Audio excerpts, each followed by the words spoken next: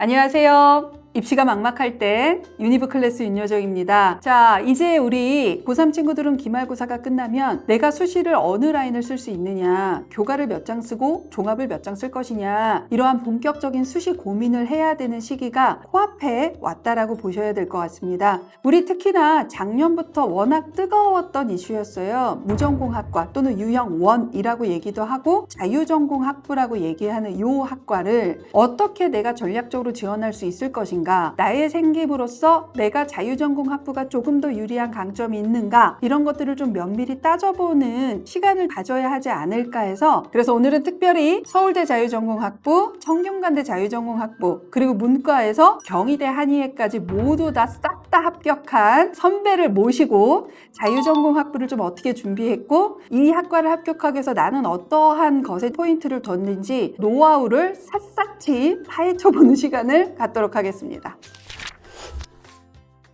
안녕하세요. 안녕하세요. 네, 자기소개 좀 부탁드릴게요. 안녕하세요. 서울대학교 자유전공학부 25학번으로 합격한 이지안이라고 합니다. 자, 우리 이제 자유전공학부잖아요. 요즘에 좀 대학생활이나 수업 이런 것들을 좀 어떻게 듣고 경험을 하고 있는지. 제가 생각하기에는 되게 막 열려있고 그랬는데 생각보다 1학년 때 수학이나 영어 같이 들어야 될 것들도 좀 있고 그래가지고 생각보다 굉장히 의무감에 가득한 하루를 보내고 있어요.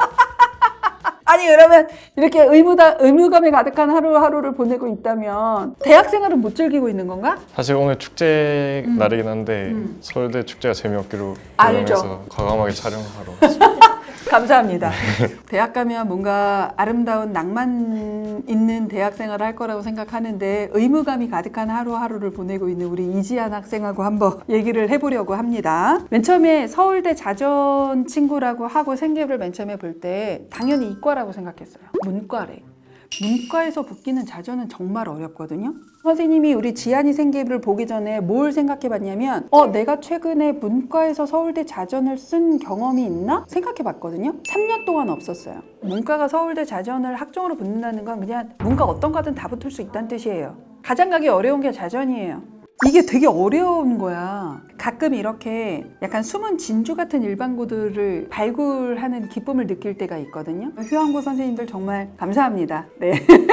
그러면 우리 제일 먼저 학기별 렛은 어떻게 될까요? 1학년 1학기 1.17, 1학년 2학기 1.48, 2학년 1학기 1.0, 2학년 2학기 1.0, 3학년 1학기 1.0으로 총 1.16으로 마무리했습니다. 국어만 1.21이고 수학 1.0, 영어 1.4, 사회 1.13, 과학 1.0으로 모든 과목이 우수한 형태로 일단은 1.16이 나와 있는 친구예요. 정시에서도 그렇고 수시에서도 그렇고 일단 서울대 자전은 수학 등급이 워낙 중요한 학부다 보니까 입사관들이 아예 얘기를 하니까 수학 성적이 다소 애매한 문과 아이들이 자전을 쓰기가 되게 어려워요. 다른 과목이 우수하더라도. 근데 일단 지안 학생은 문과에서도 일단은 수학이 1.0 그래서 자전을 쓸 수 있는 교과의 구조를 가지고 있다 라고 일단은 먼저 얘기할 수 있을 것 같아요. 자, 그러면 일단은 수시 카드 어떻게 구성했는지부터 먼저 좀 들어보고 생기부로 들어가려고 하는데요. 어떻게 썼을까요? 서울대 자유전공학부 지역균형 전형, 경희대학교 한의회과 네오르네상스 인문 전형, 연세대학교 문화인류학과 활동수형, 그리고 성균관대 자유전공학부 탐구형, 그리고 동의대학교 한의회과 학종으로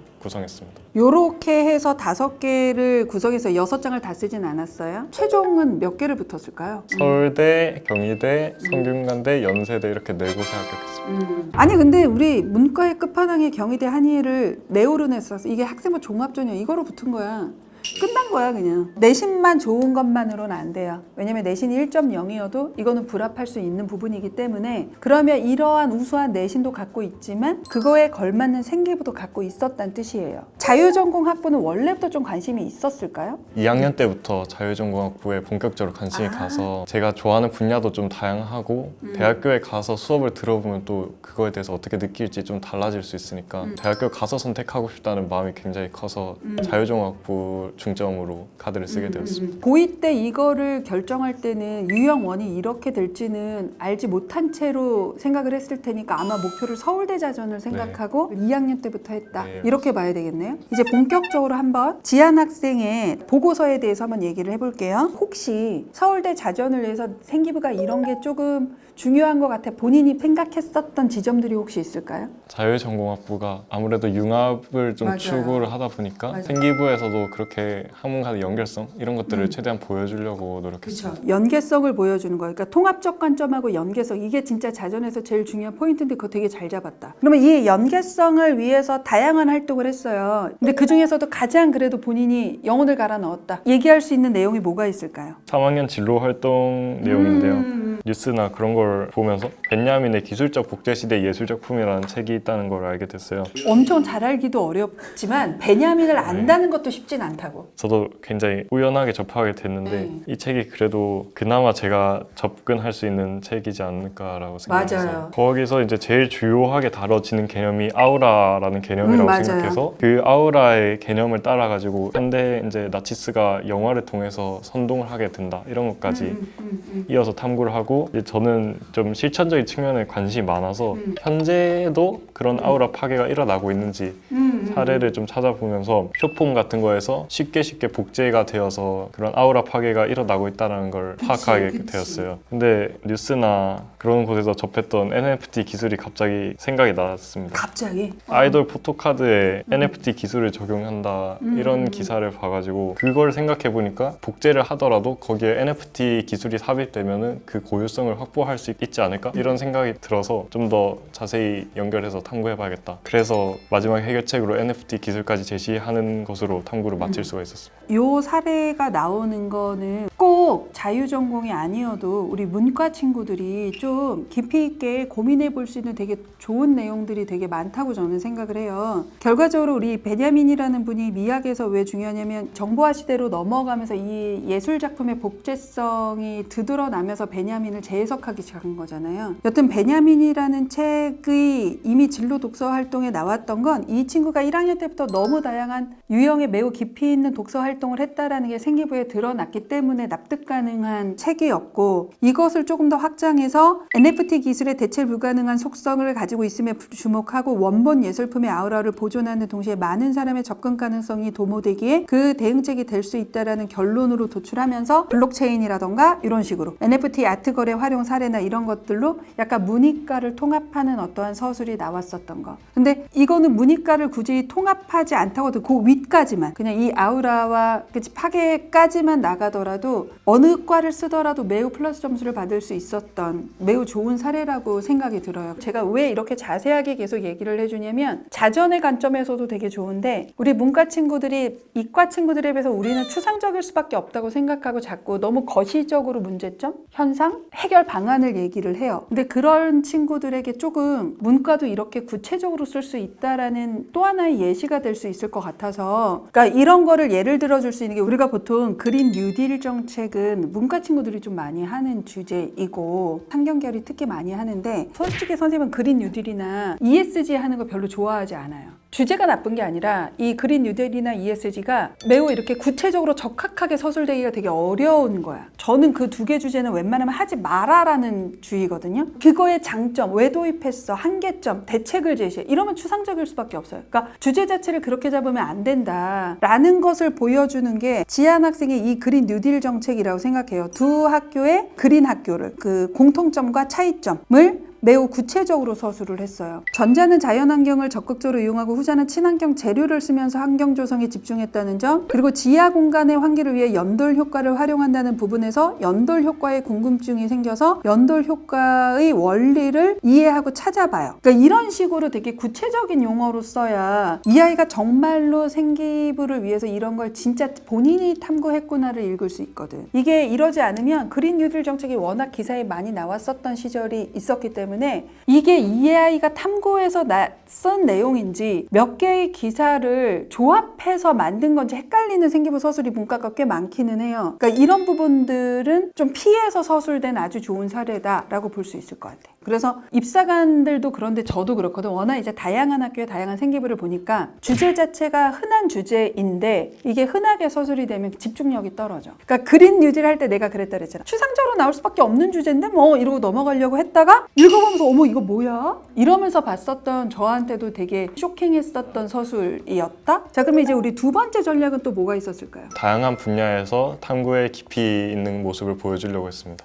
자전에선 이거 되게 중요해요. 이게 정말 중요한 포인트입니다. 그러니까 이거를 조금 더 거창하게 표현을 하면 이제 통합적 관점이라고도 표현할 수 있고 그냥 쉽게 표현하면 한 분야만 깊이 있게 파는 게 아니라 다양한 분야의 깊이를 표현해 주는 것. 이게 서울대 자전에선 꽤 중요한 포인트거든요. 포인트 잘 잡은 것 같아요. 자, 요거를 생각하면서 했었던 예로는 어떤 거를 좀 예시로 들어줄 수 있을까요? 보통 인문 분야 학생이면 수학, 과학 이런 부분에 대해서 관심도가 살짝 덜할 수도 있는데 3학년 수학 생기부에서는 제가 관심 있었던 테일러 급수에 대해서 탐구를 하였는데 테일러 급수를 설명하는 것보다 테일러 급수를 이해하기 위해서 밟아온 과정들을 같이 설명을 하려고 노력을 해서 삼각함수의 덧셈 정리 내용이랑 이제 미분의 증명 과정 이런 것들을 같이 탐구를 했고 선생님이 수리 물리학 책을 빌려주셔가지고 이를 통해서 삼각함수의 테일러 급수를 유도하고 지수함수의 테일러 급수 같은 것도 유도해서 탐구를 진행했습니다. 3학년 때 수리 물리학이라는 책을 읽고 테일러 급수를 이런 식으로 다양한 방법으로 이과에서도 이 정도로 테일러 급수를 서술하는 친구들을 만나기가 쉽지 않은데 요 생기부는 정말로 이과 친구들도 이 정도로 하는 친구들이 흔하지 않을 수준의 서술을 했어요. 서울대의 어떤 학과도 다 중요하긴 한데 자전은 조금 더 탐구의 깊이도 꽤 있어야 되면서 통합적 관점을 가져야 하는 것들 하나가 더 포인트가 있는데 통합성에서는 지한이가 생기부로서는 되게 잘 보여준 것 같아요. 그러니까 통합적 관점이 뭐냐면 얘와 얘를 묶는 것만이 아니라 이과인데 문과적인 어떠한 소양이 매우 도드라지게 나오는 것. 문과적인 아이가 이과적인 소양이 매우 도드라지게 나오는 것도 통합적 관점이라고 표현할 수 있는 거야. 이런 식으로 거의 이과 친구들보다 어쩌면 더 개성 있거나 더 깊이 있을 수 있는 수학적인 탐구를 조금 드러냈다. 그래서 진짜 몇 가지의 예를 들어준 거고요. 이 예 외에도 지한이는 다양한 분야인데 그 모든 각각의 분야가 이 수준으로 깊이 있게 서술된 생기부가 되게 많아요. 그래서 자전을 쓰는데 고민을 할 필요가 없는 생기부였다. 이 생기부가 너무 넘사벽어서 나는 이렇게까지는 못할 것 같아. 맞아요. 이거는 약간 어려워요. 약간 타고난 학문적 깊이를 갖고 있는 친구예요. 이 정도까지는 내가 탐구하지 못해도 돼요. 좌절하지 마. 다만 이 선배가 문과에서 얼마나 구체적인 서술을 했는지 그리고 그걸 위해서 어떤 거를 탐구했는지 어떠한 전략이 있는지를 약간은 조금 따라가 줬으면 좋겠다라는 생각이 들어서 오늘의 얘기를 조금 깊이 있게 했다 이렇게 보시면 될 것 같습니다. 그러면 여기서 나는 하나 좀 학생적 관점에서 궁금한 걸 지한 학생한테 물어보고 싶은데 이렇게 탐구를 깊이 하면서 이 내신을 유지했어요. 이게 돼요? 보통 통상적으로 4주를 생각하니까 저도 그렇게 4주를 잡았고 4주를 잡을 때 네 번째랑 세 번째 그러니까 시험의 제일 먼 주에는 수학 위주로 좀 미리 준비를 하고 남는 시간에는 뭐 휴식하거나 관심 있는 책 조금 읽거나 그런 식으로 시험 기간에는 조금씩만 지식을 쌓아두고 시험이 끝나고는 주로 수행평가 같은 게 엄청 많이 쏟아지는데 그때 되게 시간을 많이 들여서 되게 정성 들여서 하려고 노력을 많이 했던 것 같아요. 수행평가나 생기부를 집중하는 기간이 있고 그다음에 내신을 집중해야 되는 기간이 있는데 이게 혼용되는 경우가 있는 거야. 그러니까 막 보고서 쓰느라고 공부할 시간이 없었어요. 근데 딱 봤더니 2주 전에 수행평가를 매우 열심히 하고 있는 거예요. 이거는 솔직히 안 되는 거거든요. 이러면 둘 다 놓쳐. 근데 우리 학생부 종합전형은 요즘에 내신이 받쳐주지 않고 생기부만 좋다고 해도 붙을 수 없거든요. 내신 때는 내신을 집중해야 돼요. 생기부 할 때는 생기부를 집중해야 해요. 그러니까 이거를 명확하게 하지 않으면 둘 다 놓칠 수 있다라는 얘기를 지한 선배가 한 거다.